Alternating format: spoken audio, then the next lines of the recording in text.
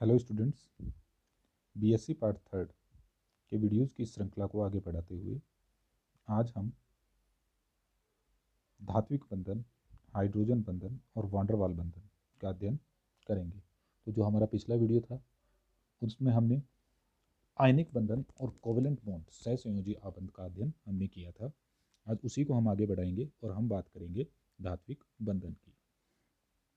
तो metallic bond, धात्विक बंधन, मेटालिक बॉन्डिंग। क्रिस्टल में परमाणुओं के सहसंयोजी इलेक्ट्रॉन नाभिक से ढीले बंधे होते हैं। ये इलेक्ट्रॉन चालक में स्वतंत्र रूप से भ्रमण करते हैं। ये मुक्त इलेक्ट्रॉन जालक में स्थित धनायन से आकर्षित होकर अन्योन्य क्रिया कर एक दुर्बल बंध बनाते हैं। इस बंध को हम धात्विक बंधन कहते हैं। तो हम कह रहे हैं क्रिस्टल में परमाणुओं के सहसंयोजी इलेक्ट्रॉन जो हैं वो नाभिक से ढीले बंधे होते हैं। ये इलेक्ट्रॉन चालक में स्वतंत्र रूप से भ्रमण करते हैं, इसलिए इन्हें हम क्या नाम देते हैं? फ्री इलेक्ट्रॉन, मुक्त इलेक्ट्रॉन कहते हैं। ये मुक्त इलेक्ट्रॉन जालक में स्थित धनायन से आकर्षित होकर अन्योन्य क्रिया कर एक दुर्बल बंध बनाते हैं, एक वीक बॉन्ड का निर्माण करते हैं। इस बंध को हम धात्विक बंधन, मेटालिक बॉन्ड कहते हैं। धात्विक धातुओं, मिश्र धातुओं तथा कुछ धात्विक पदार्थों में धात्विक बंधन, मेटालिक बॉन्ड पाया जाता है। तो धात्विक क्रिस्टलों की विशेषता जो है वो हम देखते हैं। तो कैरेक्टरिस्टिक्स ऑफ मेटालिक क्रिस्टल, धात्विक क्रिस्टलों की सहसंजक ऊर्जा संयोजक क्रिस्टलों से कम तथा आणविक क्रिस्टलों से अधिक होती है, परंतु टंगस्टन एक ऐसी धातु है जिसकी सहसंजक ऊर्जा सहसंयोजक क्रिस्टलों से अधिक होती है। तो अगर हम बाइंडिंग एनर्जी की बात करें, कोहेसिव एनर्जी की बात करें, तो इन क्रिस्टलों की सहसंयोजक ऊर्जा सहसंजक ऊर्जा जो है, बंधन ऊर्जा सहसंयोजक क्रिस्टलों से कम होती है परंतु आणविक क्रिस्टलों से अधिक होती है। परंतु टंगस्टन एक ऐसी धातु है जिसकी सहसंजक ऊर्जा सहसंयोजक क्रिस्टलों से अधिक होती है। चालकता की बात करें, कंडक्टिविटी, इनमें मुक्त इलेक्ट्रॉन होने के कारण इनकी विद्युत चालकता तथा ऊष्मा चालकता बहुत अधिक होती है। ताप में वृद्धि करने पर इनकी चालकता कम होती है। मेटालिक प्रॉपर्टी की यदि बात करें, धात्विक गुण की, इनमें दुर्बल बंध होने के कारण ये क्रिस्टल आघात वर्धनीय, मेलेबिलिटी, प्रत्यास्थ, तन्यता व चमक इत्यादि गुण प्रदर्शित करते हैं। तो इन क्रिस्टलों में बंध दुर्बल होने के कारण ये क्रिस्टल आघात वर्धनीय, मतलब इन पर चोट देने पर ये क्या हो जाते हैं? ये बढ़ जाते हैं। प्रत्यास्थ, इलास्टिक होते हैं। तन्यता, इनको खींचा जा सकता है। व इनमें चमक होती है। जैसे हमने देखते लोहार जो है वो लोहे की चादर को जो है वो पीटते हैं तो वो जो है वो चादर जो है वो इंक्रीज होती जाती है, इसलिए हम इसे आघात वर्धनीय होते हैं। ये प्रत्यास्थ होते हैं, प्रत्यास्था गुण होता है इनमें। तन्यता, डक्टिलिटी होती है, चमक, लस्टर इत्यादि गुण प्रदर्शित करते हैं। उच्च गलनांक तथा उच्च क्वथनांक, धात्विक क्रिस्टलों के गलनांक तथा क्वचनांक उच्च होते हैं। क्यों होते हैं? क्योंकि इनकी सहसंजक ऊर्जा जो है वो अधिक होती है, जिसके कारण इन्हें तो मेल्ट करने के लिए हमें अधिक ऊर्जा की आवश्यकता होती है, इसलिए इनके क्वथनांक व गलनांक, बॉइलिंग पॉइंट और जो क्वथनांक है वो उच्च होते हैं। ये क्रिस्टल प्रकाश तरंगों के लिए अपारदर्शी होते हैं। ठीक है, अपारदर्शी मतलब इनमें से क्रिस्टल जो प्रकाश है वो एक ट्रांसमिट नहीं हो सकता है। ये क्रिस्टल फलक केंद्रित एफसीसी, फेस सेंटर्ड क्यूबिक, अंतर केंद्रित बीसीसी, बॉडी सेंटर्ड क्यूबिक, षटकोणीय सुसंकुलित एचसीपी, हेक्सागोनल क्लोज्ड पैक संरचना में होते हैं। ये जितनी भी स्ट्रक्चर हमने बताई है इनका अध्ययन हम अगले चैप्टर में करेंगे। उदाहरण की बात करें तो सभी धातुएं जो हैं इनके मध्य मेटालिक बॉन्ड होता है, धात्विक बंधन होता है। अब हम बात करते हैं वान डेर वाल बंधन की। तो वान डेर वाल बल के द्वारा परमाणुओं में उत्पन्न द्विध्रुव बल द्वारा बने बंध को वान डेर वाल बंध कहते हैं।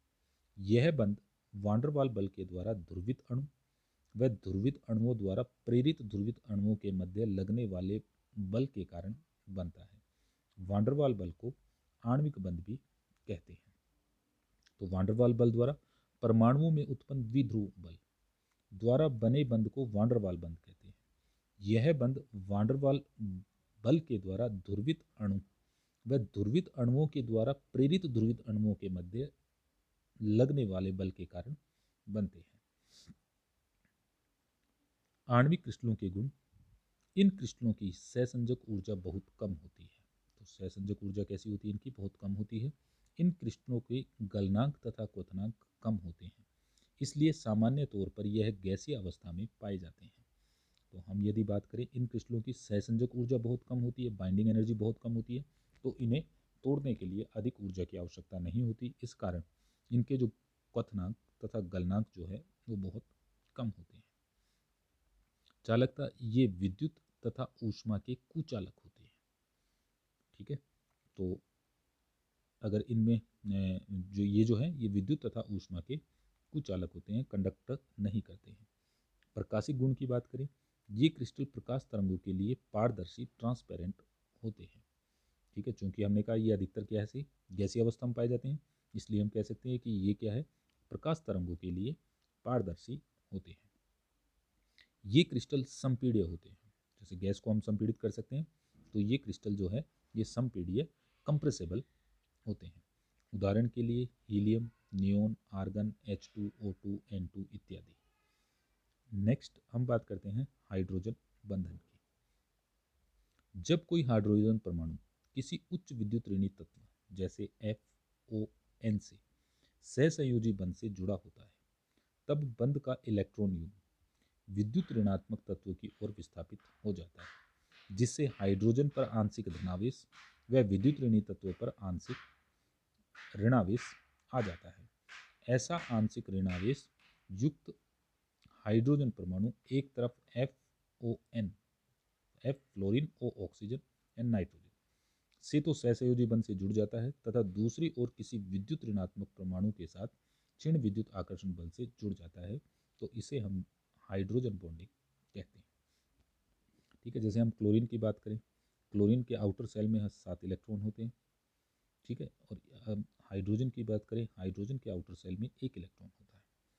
ठीक है, अब Cl जो है ये इस हाइड्रोजन के कंपैरिजन में उच्च विद्युत ऋणी है, तो इस वजह से इसका जो इलेक्ट्रॉन है ये इसकी तरफ ट्रांसफर हो जाता है, तो इस पर आंशिक धनावेश आ जाता है और इस पर आंशिक ऋणावेश आ जाता है।